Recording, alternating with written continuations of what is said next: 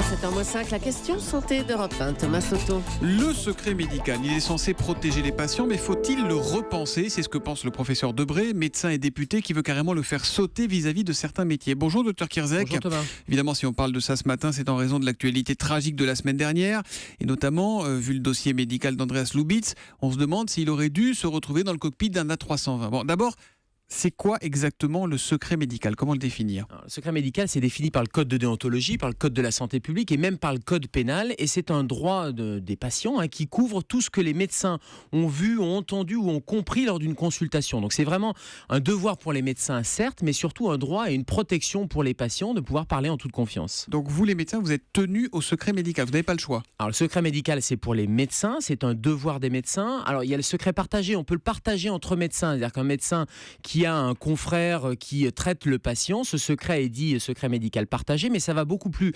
largement qu'un secret médical, puisqu'on étend ça à un secret professionnel, c'est-à-dire qu'entre professionnels de santé, on est tenu au secret, que ce soit les assistantes sociales, les infirmières, les aides-soignants, tous les intervenants de la chaîne médicale ou de soins sont tenus à cette confidentialité. Ça veut dire que concrètement, si vous avez demain un pilote d'avion dépressif qui vient vous voir, que vous voyez que ça ne va pas du tout et qui vous dit « je dois voler demain », vous n'avez pas le droit de le dire? Vous ne devez pas le dire? Alors, on ne doit pas le dire. Par contre, le médecin du travail, qui est aussi un médecin et qui est tenu à ce secret médical, a un devoir d'aptitude ou d'inaptitude. C'est son métier au médecin du travail donc c'est de là que ça se joue. Et c'est là que ça se joue. C'est pas tellement sur le secret médical. C'est-à-dire que le médecin du travail qui est tenu au secret médical, et heureusement, parce que ça permet, encore une fois, de protéger les patients et de donner vraiment toutes les informations entre le patient et le médecin, et ce, en toute confiance. Il y a une phrase qui est assez célèbre sur le secret médical, c'est « Il n'y a pas de soins sans confidence, de confidence sans confiance et de confiance sans secret ».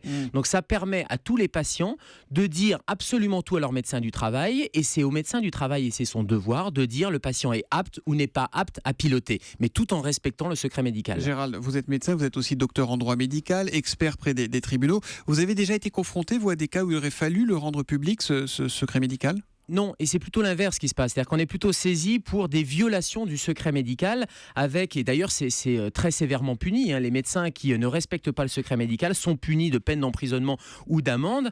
Alors il y a des dérogations légales également. C'est-à-dire que ce secret médical, il n'est pas absolu. Il y a des dérogations légales dans le code pénal, notamment quand il y a des sévices ou quand il y a la vie d'un patient qui est en danger. Donc là, la règle est plutôt bien faite, globalement. La règle est plutôt bien faite. Et puis encore une fois, le médecin du travail, l'aptitude ou l'inaptitude permet de toute façon d'éviter des drames. Et la question, elle se pose au niveau du médecin du travail de la Lufthansa et de cette compagnie. Est-ce qu'il a fait son métier ou pas? Et puis l'arrêt de travail n'avait pas été respecté. Est-ce qu'il ne faut pas rendre cet arrêt de travail obligatoire? Ça serait une réforme là aussi à envisager. Il est la nuit aux urgences, parfois devant les tribunaux, et le matin avec nous à 7h05 pour la question santé d'Europe 1. C'est le docteur Kierzek qu'on retrouve demain. À demain, Gérald. À demain, Thomas.